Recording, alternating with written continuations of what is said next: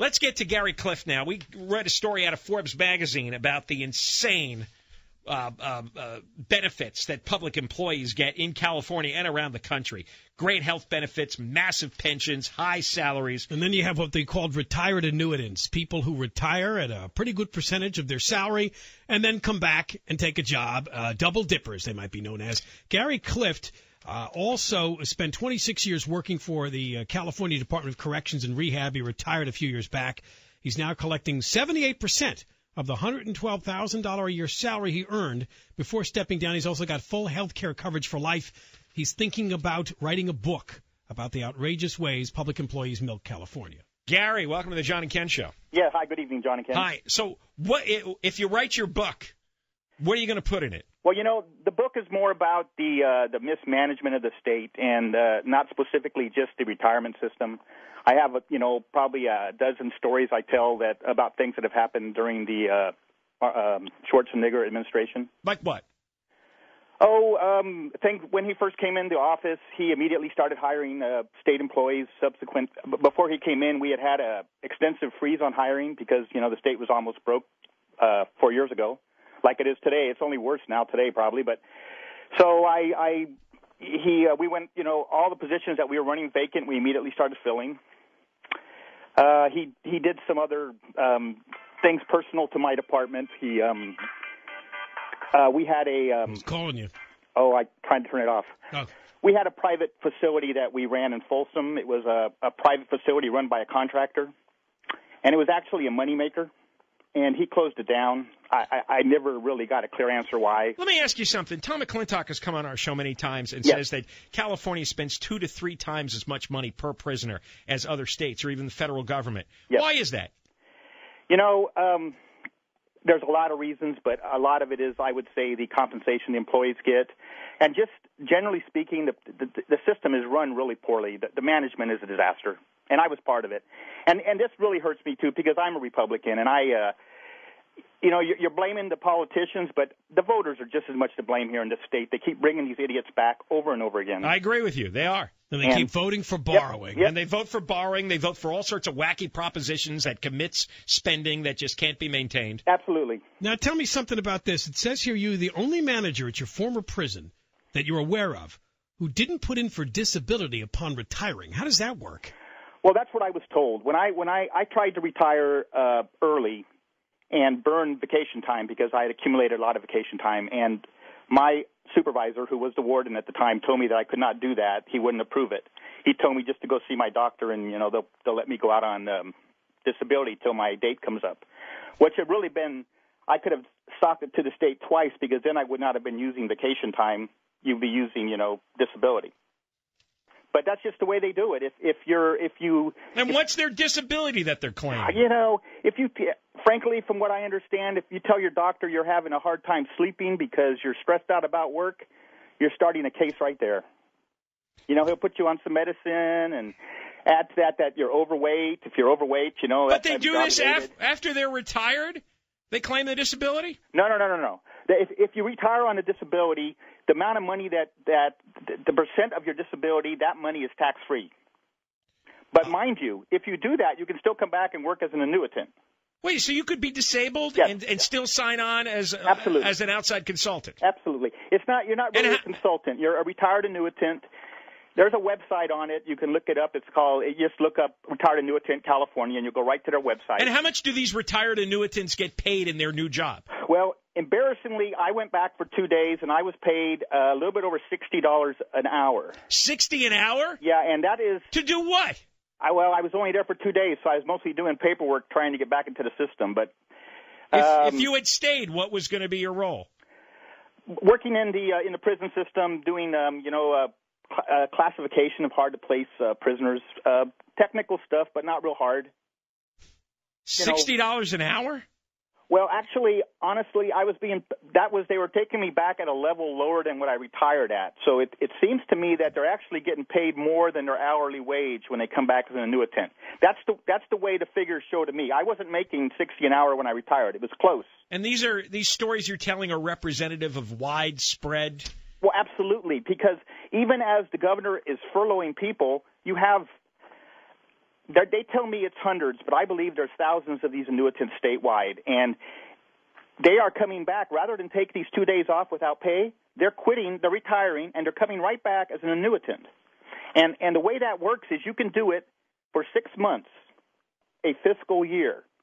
But because the fiscal year is different than a calendar year, you can actually do it for a year. Then you have to take a year off. While you're taking your pension. Yes, absolutely. And if you take a disability pension, some of that's tax-free. Absolutely. But even though you're on disability, you come back and work as an annuitant for a full year and make $60 an hour like you were doing. Or more. Or more. Yes. I was at the low end. All right, Gary, hold on. We're talking to Gary Clift. It was mentioned in a Forbes magazine article about public employee pensions. Well, this was written about systems around the country. Gary came to our attention because he is a Californian, and he worked for 26 years with the Department of Corrections and Rehab, retired, collecting 78% of his $112,000 a year salary. He gets full health care coverage for life, and he's thinking about writing a book about the outrageous ways public employees milk California. You know, and stupid asses like George Skelton write about the increase in prison spending because, we have more prisoners because of 3 strikes, that bad 3 strikes law. You know how crime rates are down to 1950s levels? How many times does he mention that Gray Davis gave a 30% raise to the prison guard union? He never mentions McClintock's stuff about we're spending 2 to 3 times the money per person on prisoners. 2 to 3 times per prisoner we're spending.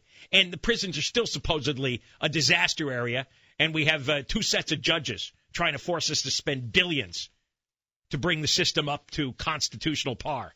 How does that happen? How do we spend double and triple what other states are spending, and still we're on the verge of having our entire system declared unconstitutional? Jon and Ken, more with Gary Clift when we come back on KFI AM 640, more stimulating talk radio.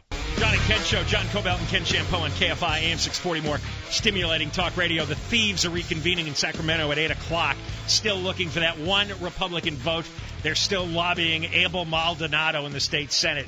If he caves in or Dave Cox caves in or somebody else does in the Senate, then we're all going to get whacked with that $70 billion tax increase, and then the tax revolt begins immediately. All right, let's get Gary Clift on here. Gary Clift was profiled in a Forbes magazine story.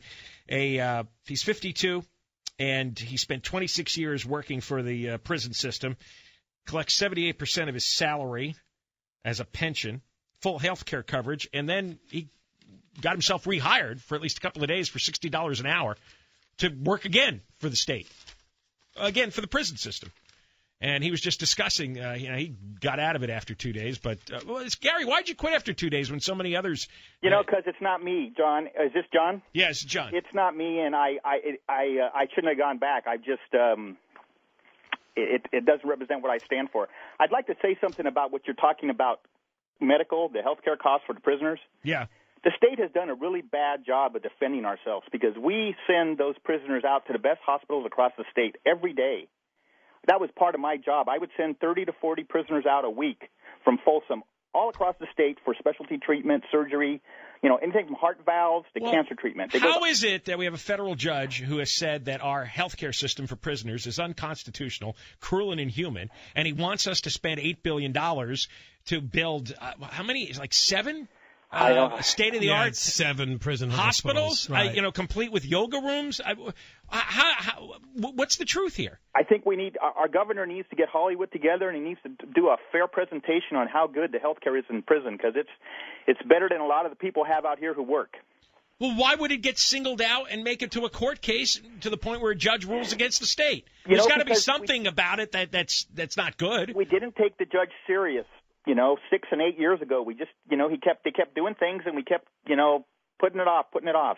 But what needs to change? Anything? You're saying we send them out to outside hospitals? Well, what else can you do? We send them to the same places you go. I don't know what else. Because the hospitals are really bad inside the prison? No, because the hospitals in the prison don't do stuff like heart valve replacement or, laser eye surgery or. What does a prisoner need laser eye surgery? No, don't tell me. You don't want me to tell you. No, but anyway. Tell me. No, really. They get laser eye surgery? Well, I have taken them to outside hospitals for laser eye surgery. And who's paying for that? Yeah, that's very elective. You are. It's like my retirement. That's not a necessary medical procedure. Are you that's serious? elective. You have driven prisoners. A lot prisoners? of people's insurance doesn't pay for that. Let me tell you what. It was a long time ago, so I'm sure they don't do it anymore. But they do. They do everything that the doctor deems necessary to treat the patient. So if a person is blind and he needs corrective eye surgery and it can be done with a laser, they will do that, and it's done in an outside facility. If they're blind. Well, a blind means that, yeah, absolutely. You know, I think that's 2,200 uncorrected. I think 2,200 corrected. I think is a definition of blind. So what else? What else? I know you know stuff. Well, tell us a few things, and then when you write the book, you can come back and sell the book. I didn't really come prepared to talk about the book so much. I was figuring out. But what's your general impression of government, having worked on the inside for 26 years? It sucks. It's inefficient. It's badly managed. And one of the problems with bringing these annuitants back is they're the same people that have messed it up. You know, if the state was running on 8 cylinders right now and we were really doing a good job, then I can see bringing these guys back. But get rid of them. Bring the new guys up. You know, have things changed over the 26 years you were in state government? Oh, no, only that I knew more bad about it. You know, at first I was kind of naive. It took a while for all the stupid things to sink in. But it's always been stupid. It's been pretty stupid, yes. And it's because the people who are employed are stupid. A lot of them are marginal employees, and the promotion system is not based on performance or merit. It's very political, and there's, focused recruitment and hiring. Once you get a critical mass of stupidity, then it's impossible to fix at some point. Absolutely. How did you put up with it for 26 years?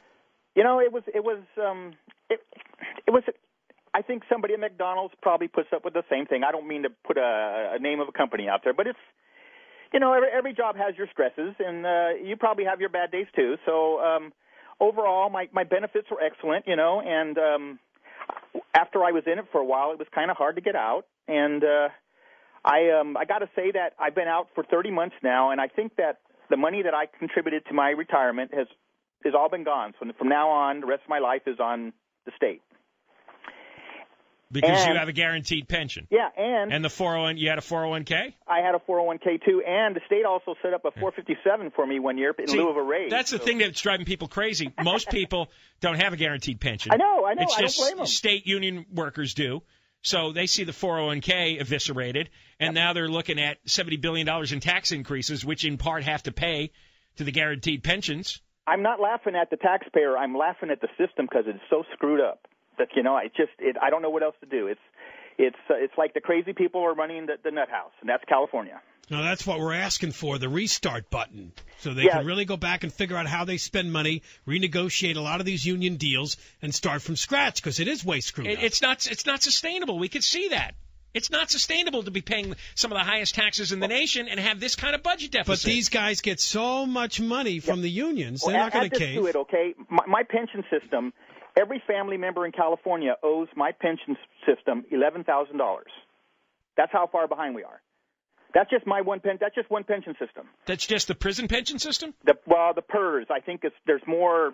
It's most of California employees. The pension system you're in is so underfunded that every family has to pay $11,000 into it. 12,000 family members in California, 12 million family members in California would each owe it over $11,000. All right, Gary, thanks for coming on. And if you do write the book, come back. All right? Yeah, I'll send you some email on some of my stories, but I was. No, you did fine. You really did. Thanks. Okay, thank you, guys. Okay, bye. Keep up the good work. All right, bye. Gary Clift, former state worker, with some inside information about how we're getting milked.